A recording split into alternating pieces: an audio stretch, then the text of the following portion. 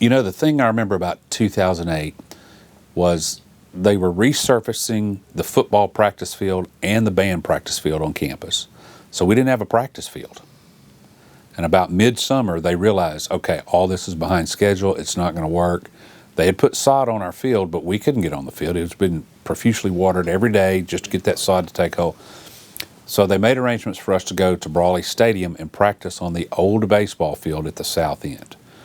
They lined it off. They put a big scissor lift out there so we could get some perspective on drill. And they did the best they could, and it was terrible. You think over there on Pride Field that it's deathly hot. It is hotter and drier on that old baseball field because there's no water there. So the more we were on that field learning drill, the drier and dustier it got.